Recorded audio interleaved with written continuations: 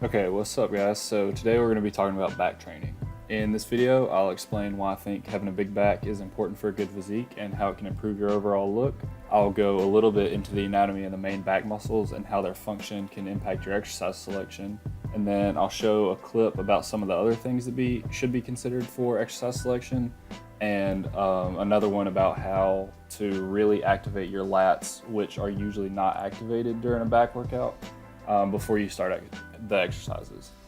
Then I'm going to voice over some clips of a really good workout that me and my friend put together and give you some insight into why I think the exercises we did are pretty optimal for building a big back.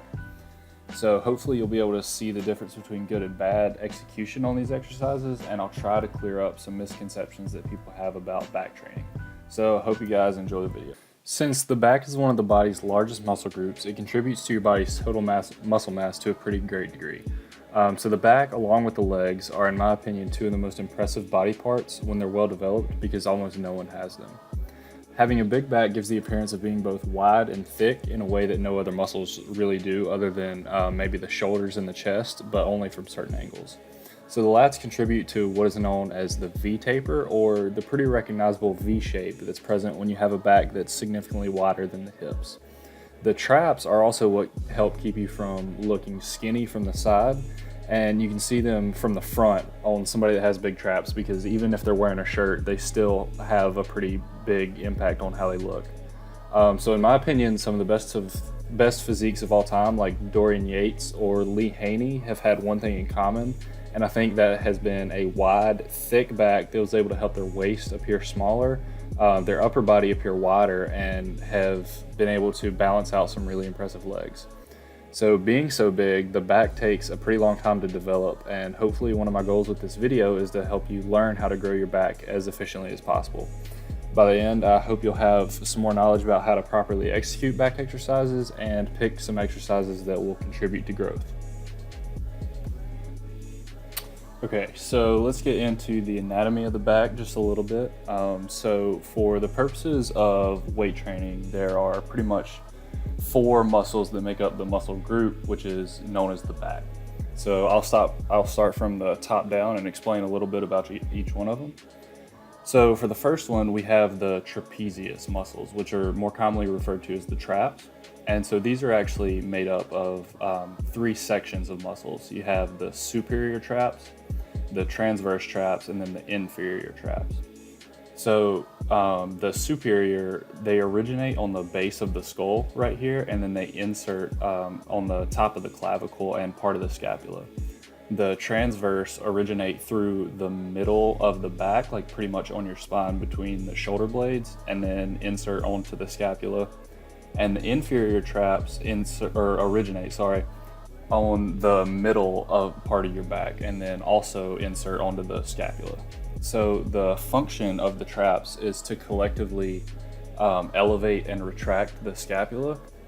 And so as far as exercise selection goes, to train the traps, you want to pick exercises where you're doing that.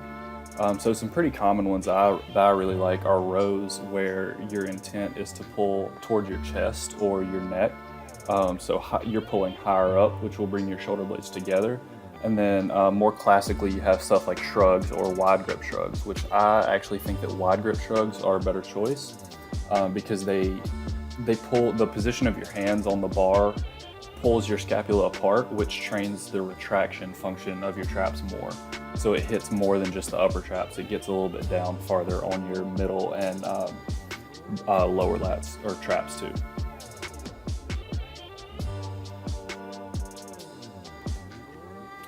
Okay, so for the next main muscle of the back, we have the rhomboids, which the rhomboids originate kind of in the same place as the transverse traps. They originate right here between your scapula on your spine, and then they also insert onto the scapula. So as you can probably guess, based on the origin and insertion of this muscle, the function is pretty much the same as the traps. And so as far as exercises go, anything that trains the retraction function along with your traps will probably hit these pretty good, and you don't really need to add in any special exercises to train the rhomboids directly. If you do, you'll probably also be training the traps as well. So these pretty much just lie a little bit deeper to the traps and can help the middle of them look a little bit thicker. But they don't really have any special function or anything like that, so there's nothing to worry about as far as that goes. Okay, so the next muscle we have are called the latissimus dorsi, or they're more commonly referred to as the lats, which is how I'll also refer to them. So the lats originate on the spine from T7 down to L5, so basically the middle of your back down to the bottom of your spine. They also originate on the crest of the hip and on some of the connective tissue on your lower back. They insert on the groove of your humerus, and so a lot of people think that the lats train similar things as the traps, which would be scapular retraction, but the scapula aren't really involved in the motion of the lat, and so you kind of want to keep that out of exercises when you're training them. So the functions of the lat, there's 4 main ones, which I think are the most important to consider when you're talking about exercising. So the lats adduct the arm, or they bring it closer to the midline of the body. They extend the arm, which is bringing it from basically out in front of your body down closer to the hip. They are involved in lateral flexion, or basically just bending to the side, especially when you initiate that with your shoulder instead of like your whole body. And then they're also involved in lumbar extension, which is basically arching the spine like toward the back where your hips are kind of tilted forward. So as far as all that goes, when you're considering exercise selection, you can kind of pick similar exercises that you would do for the traps, such as like a row or a lat pull down, but obviously done with the focus being on the lats. And so for a row, how you want to execute that is to use the lats instead of the traps, is to really not focus on where your hand is going so much, but to focus on pulling your upper arm down towards the hip. Like, don't think about going back, because if you just think about going back, usually what happens is that the elbow goes too far back to the point where it's pulling the scapula behind it. So the mover for that motion would be the traps, not the lats. So you want to really think about pulling your elbow down, not back. One cue I like when I'm doing something like a cable row is to scrape the top of my thighs with whatever handle I have, because that really helps initiate that downward motion. And then towards the end of the range of motion with an exercise that's focused on the lats, since as you can see from this picture, the lat kind of wraps around the rib cage, you want to take your focus from pulling the arm down and back to kind of pulling around the body. So you almost want to think about trying to touch your elbows together behind your back, or like you're trying to touch your elbow to your hip. And then one thing that I've figured out over the last year or so to really help with the lats is to kind of side bend. Like if I'm doing a row, like a single arm row or a single arm pull down, which you'll see in some of these next clips, I'm really trying to initiate kind of a side bend with my lat. And so that really helps, I think, with the execution. And then when I'm doing something like a lat pull down, I arch my lower back a little bit, which despite what some people say, that's not bad for you. So I'm not using my back as momentum necessarily, but I do arch, and that I found that really helps the execution of a lat exercise. And so if you do these right, it'll feel like a really intense, like cramping sensation pretty much all the way down your side, and so that's a pretty good indication that you're doing this right. Okay, so the last of the 4 main muscles in the back are called the spinal erectors. And so they originate at the lower thoracic vertebrae and a little bit down on the hip. And then they insert all the way up to the first thoracic vertebrae and on every single rib on the way up. So the function of the spinal erectors is to extend and stabilize the spine, as you could probably guess from the name. So like when you're bent over forward, they're what extends you back up to like a standing position. So as far as working these muscles, they usually don't need that much direct work because they're trained indirectly through exercises like deadlifts, where they're the stabilizers of the spine. Like for deadlifts, the main mover should be the glutes and the hamstrings, not the spinal erectors, but they will be trained indirectly. So there's really not much of a need to do any direct training as long as you're doing like a Romanian deadlift or a deadlift on a regular basis. But if you're not, then you can do things like back extensions, where your hips and your feet are locked into place. And so you're bending all the way over and then raising back up and arching as much as you can at the top. Okay, so this next part of the video I'm going to show you is a clip of a lat activation video which was posted on YouTube by a British bodybuilder named Jordan Peters, and I would really recommend checking him out if you are into building muscle at all. His YouTube page, his Instagram page, they both have a lot of really good information on them, so I would really recommend that. But so basically what he's doing here is a low cable row. And so the intent here is not to just load up weight and go as hard as you can. It's to really use the lat the way it's intended, which is in bringing the elbow close to the body and driving your humerus down, not necessarily back. Like, that's not the intent of an exercise like this. You pretty much want to take your arm, bring it in as close to your body as possible. You want your triceps scraping your side as you come down. And then you want to really think about taking those handles and scraping the top of your thighs. Like, your intent should be to bring the weight down, not back. This is a really good activation. I usually do about 2 or 3 sets of something kind of like this before every back workout, just so I can get my lats firing as hard as possible. So I would really recommend trying something like this before your workout. And that's what we're about to get into. Okay, so for this last part of the video, I'm going to take y'all through the workout that me and my friend Ty put together.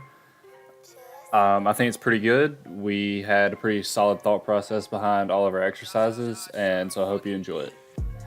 So for this first activation, you can see his lats really fire before his elbow starts to move.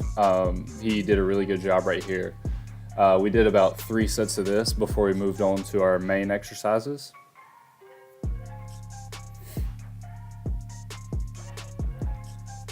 So our first exercise, we did a single arm machine pull down, and so this is how you should not do an exercise. This is absolutely awful. I'm basically using all momentum. There's no muscles being used. Like, that's just terrible.